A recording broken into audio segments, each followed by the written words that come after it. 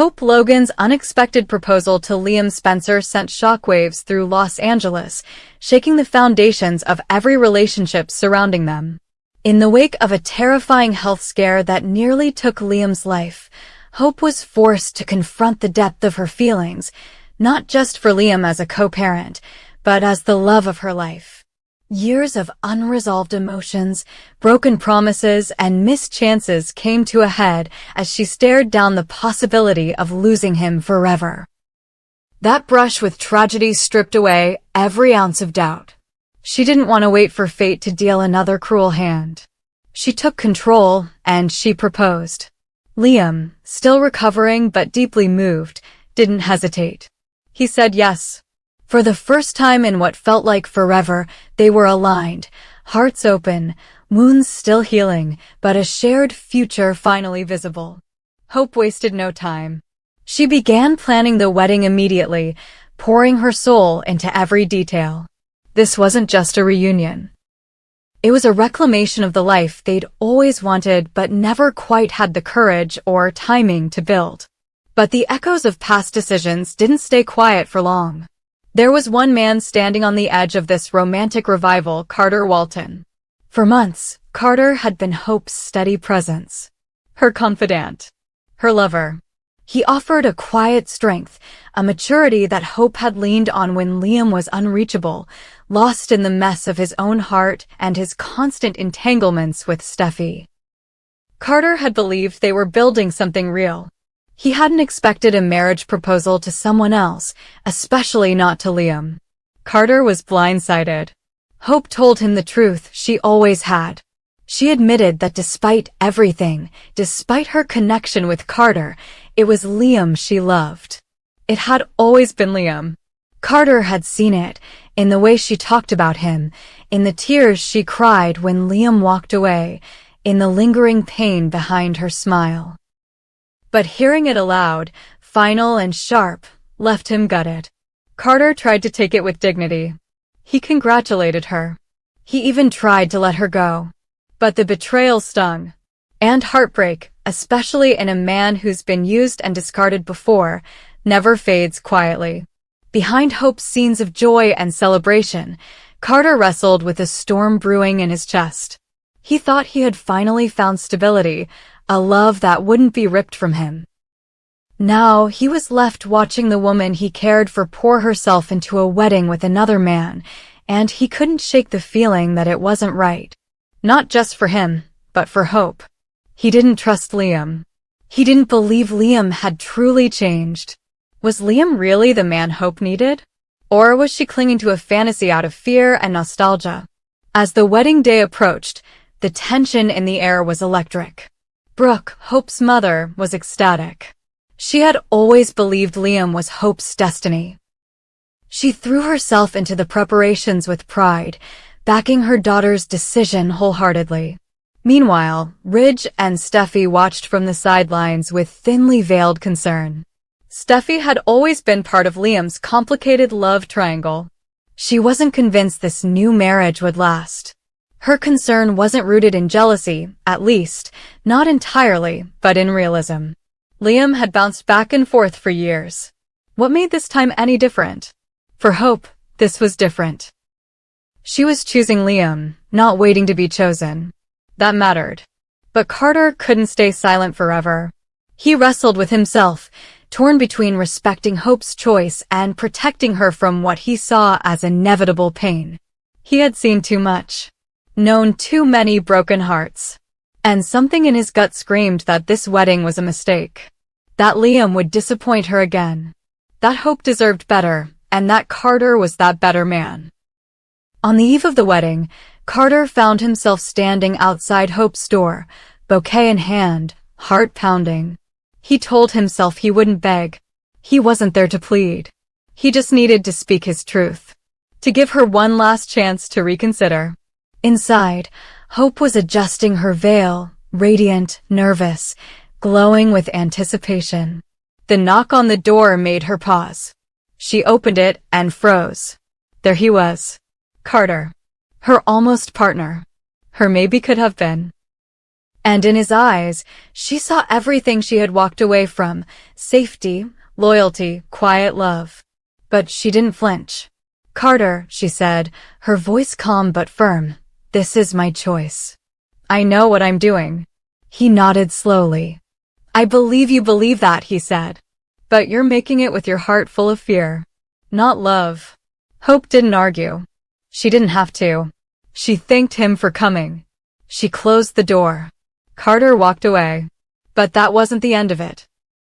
The next day, the wedding began under a perfect California sky. Guests gathered. Vows were written. Liam stood at the altar, his eyes searching the crowd for Hope's entrance. Everything was in place. But backstage, behind the elegance and calm, another storm was brewing. Rumors swirled. Pam had overheard Carter arguing with Rich. Donna thought she saw Carter sneaking into the building with something in his coat. Rich brushed it off, thinking Carter wouldn't stoop that low. But Brooke wasn't so sure. She had seen that kind of heartbreak before. And she knew the lengths a desperate man could go to when he felt cornered by love. Then came the moment. The music started. Hope appeared. Stunning. Serene. She stepped toward Liam, eyes locked, heart steady. The officiant began the ceremony. Hope and Liam exchanged vows, deep, honest, raw. Tears welled in guests' eyes. It was happening. At last. But just as the officiant reached the final words, "If anyone here knows any reason why these two should not be joined," a voice broke the silence. "I do." Gasps rippled through the room. All eyes turned. Carter stood at the back of the chapel alone. Hope's face paled. Liam's jaw clenched. Brooke stood. Carter's voice rang out, calm but resolute. "I'm sorry, but I can't let this happen without speaking the truth." Hope whispered, "Carter, don't." But he continued, "You're rushing into this because you're afraid of regret. I understand that. But this isn't right. Liam has hurt you over and over. And he will again. He doesn't deserve you. And if no one else will say it, I will." Chaos erupted. Ridge tried to intervene. Brooke shouted for Carter to stop. Liam walked down the aisle to confront him. But Carter stood his ground. "You don't love her the way she needs to be loved," he told Liam. "You love the idea of her. And when things get hard, you run. I won't let her make that mistake again." Hope's eyes filled with tears. Not because Carter was wrong, but because he wasn't entirely right either. She turned to Liam, took his hand. "I love you. I want this." Liam nodded. "Then let's do this." The officiant, shaken but continuing, pronounced them husband and wife. Hope and Liam kissed. Carter left, quietly, alone. But the shadow he cast lingered long after the wedding ended. Because while Hope and Liam had made their choice, Carter's words echoed in every corner of that chapel. And in the hearts of everyone who had witnessed the scene. And somewhere deep down, even as they danced and celebrated, Hope couldn't shake the thought, what if Carter was right? What if love alone wasn't enough? In the sun-soaked corridors of Forrester Memorial Hospital, a storm was quietly building. Finn, dedicated surgeon and devoted father, had started to piece together anomalies in a post-operative report concerning Liam Spencer's recent near-fatal surgery. What began as subtle inconsistencies, an odd timestamp here, a missing signature there, soon spiraled into a discovery that made Finn's blood run cold. The surgical charts had been tampered with. Protocols ignored. Someone had committed a grave medical error during Liam's procedure, and that error had nearly cost Liam his life. And the evidence pointed in a disturbing direction. Grace Buckingham. Grace, a senior physician and someone Finn had once respected, was more than just a colleague. She was a prominent voice in the hospital, a figure of authority and, most dangerously, someone with access. Finn confronted her in private, hoping against reason that there was an explanation. But Grace didn't deny it. Instead, she confessed, without remorse, without hesitation. She had made the mistake. She had switched the medication, failed to monitor Liam's vitals during a critical window, and when complications arose, she had altered the records to shift blame. It was a cover-up. A deliberate one. Grace claimed she panicked, said she had too much to lose. Her license. Her reputation. Her career. She justified it by insisting Liam survived, that no permanent damage was done. But Finn didn't care about excuses. A line had been crossed. Lives were at stake. His code as a doctor, as a father, as a man of integrity, demanded action. He made it clear. He would testify. He would take the evidence to the medical board, to the courts, to anyone who would listen. Grace was finished. But Grace wasn't going down quietly. She knew Finn's greatest vulnerability. Not his medical record. Not his career. His son, Hayes. In the hours that followed their confrontation, Grace disappeared. So did Hayes. Panic erupted instantly. Steffi's calls went unanswered. The nanny had no clue. Security footage showed a glimpse of Grace's car leaving the hospital parking lot with Hayes in the back seat. It didn't take long before Finn received the message. It was blunt, cruel, and crystal clear. Stay silent or never see your son again. Finn was shattered. The horror of his son being used as leverage tore through him like fire. But there was no time for grief. He had to think, move, act. Steffi was inconsolable, frantically calling every contact in law enforcement, demanding answers, demanding justice. But Grace had covered her tracks well. No digital trace. No cell signal. She was a ghost, and she had Hayes. Meanwhile, Grace called Finn using a burner phone. Her voice was calm, composed, mechanical. She wasn't asking. She was ordering. Withdraw your report. Destroy the records. Make this disappear, she said. Or your son disappears instead. Finn's rage was suffocating. He wanted to scream, to threaten, to promise retribution. But he couldn't risk it. Not while Hayes was in her hands. He played along. He told Grace he needed time. That he was scared. That he wanted to protect his son. She believed him. Maybe she thought he would break. But Finn wasn't breaking. He was planning. Behind the scenes, Finn coordinated with Ridge and Thomas. Ridge had access to resources, private security, surveillance networks, off-the-books investigators. Thomas used his digital connections to trace Grace's burner.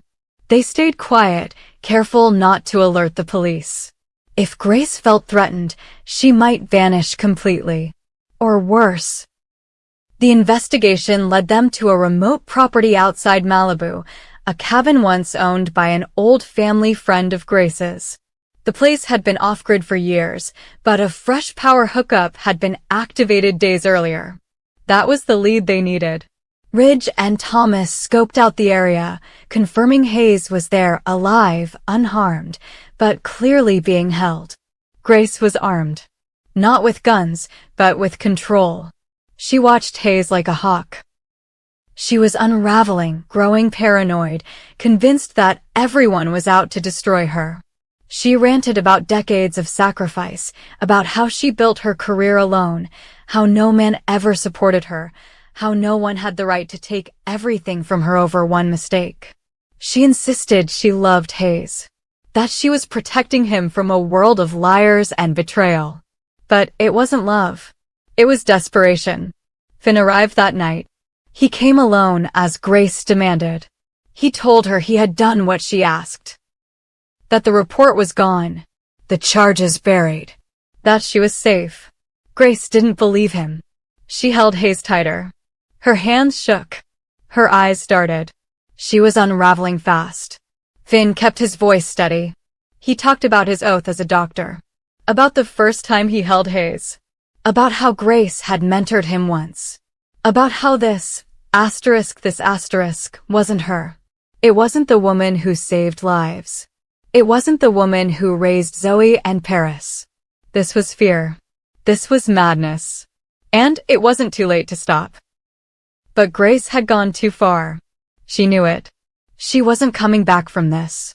The standoff reached its peak when Steffi, defying every warning, burst through the back door. She'd followed Finn's location and refused to be sidelined. Her scream ripped through the cabin as she saw Hayes in Grace's arms. It was the distraction Finn needed. He lunged forward. Grace panicked. But she hesitated, just long enough. Thomas and Ridge stormed in seconds later, having waited in the wings with security. Grace was overwhelmed. Hayes was pulled from her grasp. She didn't resist. Not really. Her strength was gone. Her fight burned out. She collapsed to her knees as Steffi cradled Hayes, sobbing. Grace was arrested on the spot. Kidnapping. Medical fraud. Endangering a child. Her license was suspended within hours. Her name was erased from the hospital directory by morning. In the aftermath, the Logan, Forrester, and Spencer families reeled from the ordeal. Liam, still recovering, expressed gratitude, but also horror. He had been a victim of Grace's mistake and hadn't even known it. Steffi refused to speak Grace's name again. Hayes was safe, but the trauma lingered. Finn blamed himself. For trusting Grace. For not seeing the signs. For letting things get this far. But the truth had come out. The cover-up was over. Hayes was back in his parents' arms. And Grace Buckingham, once a respected doctor, now sat behind bars. Brought down by her own guilt and by the man who refused to be silent. Finn stood with his family, changed forever. He had protected his son. He had upheld his oath. But the scars left behind would take far longer to heal than any surgery could ever fix.